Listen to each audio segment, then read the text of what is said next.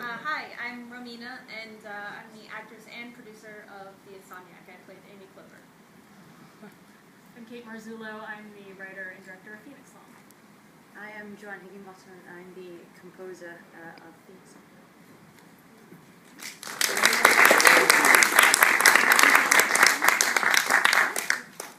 Oh, on Insomniac, kind of early on, I thought to myself, oh, this might be a Fight Club situation when it's him.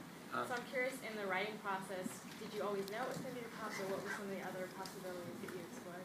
You know, it's crazy.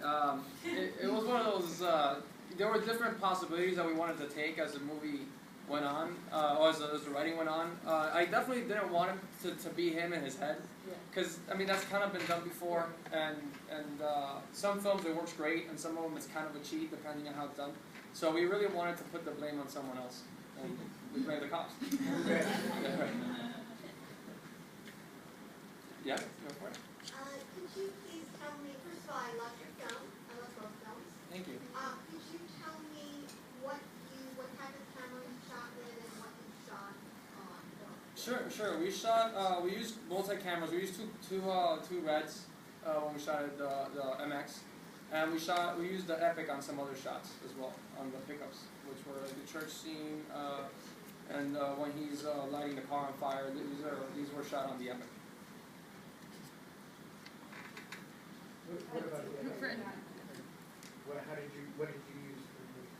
Oh, we just did DSLR, Canon 70.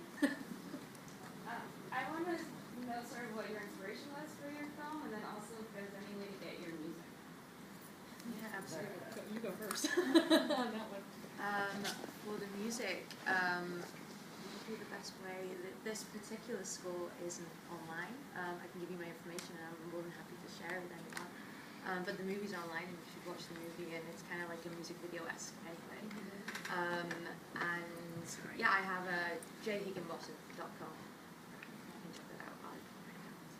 Yeah, the inspiration was just sort of, it's a topic I've always been interested in. And as a filmmaker and a creative person, when you're fascinated by something, obviously the first thought that comes in your head is, how can I put this on film?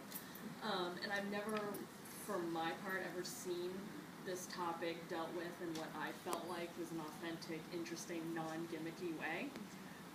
So it's been a few years that I've been trying to play with how to put this on film and express it visually, because it can be very complex and it can be very tricky.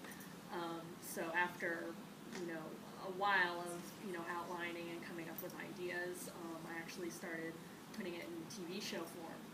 And Phoenix Song is actually based on the concept of the TV series that I'm writing. So it's just a little taste of the TV series. I have a question for Insomniac. I felt like the scenes for the paranoia scene were shot so specifically and so accurately. Can you just tell me about that process? I thought it was big. I love how you portrayed the directing and the acting for the paranoia and just things like that. Tell me about that process. Sure. Well, the director is unfortunately not here. He's filming another movie, so he would have given you a better insight as to how it was shot. but definitely, we saw eye to eye on a lot of things in terms of how we wanted the movie to progress, and what we really wanted was to see the downward spiral that the character goes through to also match, the picture to match the character. So we used a lot of different techniques and dolly shots and a bunch of different things to kind of get that across, which was pretty difficult because those were the scenes that we took longer to shoot because of the setups. So as an actor, it was definitely the hardest one to kind of stay grounded and in the zone. And as Romina could probably attest, it was difficult to get me there because everybody's running up to us and asking like, oh, we need more money for this film, and that was always extremely stressful. So I think it worked in your favor. possibly. I want to make a comment though, because I've seen it twice, and I like this cut a lot. I think you're really getting to the core of the story and the ending, and it just worked for me way better. Thank you. Did you guys color correct it again? No, it was the same. The thing is that we screened before on the Chinese theater in Dances with Films, and they have a different It's just the whole, yeah, yeah, they the have a different. screen. Yeah, exactly. The different format. We use Right. DVD here, and so that's why the sound didn't. I had Yeah, a little bit of an the issue with the sound at first. Right. But thank you guys who you guys fixed it immediately. But that was so yeah. I mean it was, but essentially it's the same. But yeah, we got distribution, guys. So that's what. Yeah, that was pretty exciting. But they did want us to trim down the film a little bit, and we trimmed down 9 minutes. So that's what she was referring to. It for really Tiller made a Productions. difference. It really, it did. It really made a difference. Really. Thank you.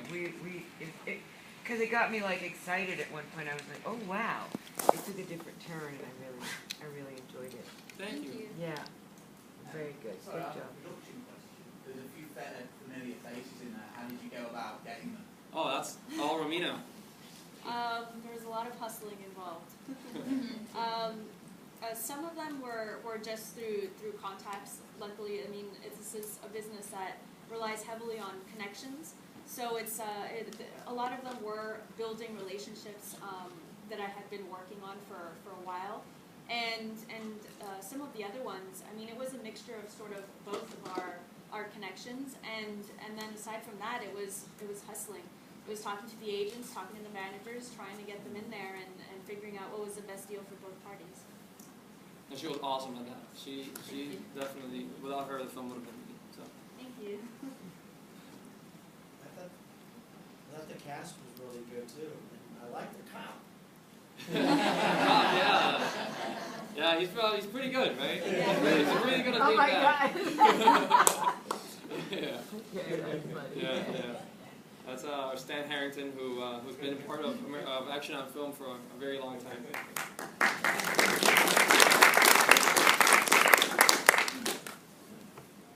Question for Phoenix Song. I was wondering, were you friends before the project, or were you a fan of the music, or how did you two come together to work on this? It's actually very funny. She actually scored my thesis film in film school. She somehow got in touch with our administration and said, she was in Wales at the time going to music school, and she said, hey look, I'm trying to build my portfolio, blah blah blah. If there are any film students who want a score for free, let me know. So that's how I ended up hooking up with her initially, is she scored my thesis film, and then obviously once I had another film, non-student film, coming up, she was the first one that I turned to.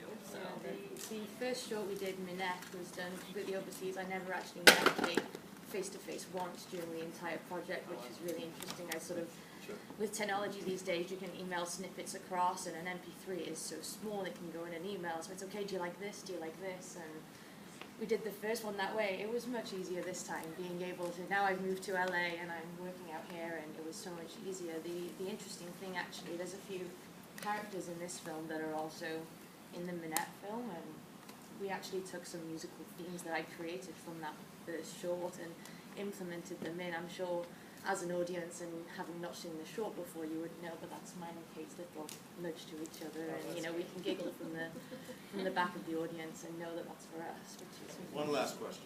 Here. To the two young ladies asking for, thank you. I'm anxious to see your work in the future. Their music is off the charts. Oh, thank you so much. I appreciate it. She's gonna be a rock star. Oh, sure. Thank you. I have a question for Phoenix Song. I love the artistry of your end credits and your logo. Who did that? I designed the logo myself. My amazing special effects editor is the one who kind of animated it and did all that really good stuff that I could never do. Yeah, I wanted it to have a very flowing feeling to it, just kind of offshoot from the film itself, that, things are continuing to move. Who was your special effects editor? His name is Ben Bowles. I'm sorry? Ben Bowles. Thank He's you. very good. All right, let's have Thank one you. last round of applause for these people.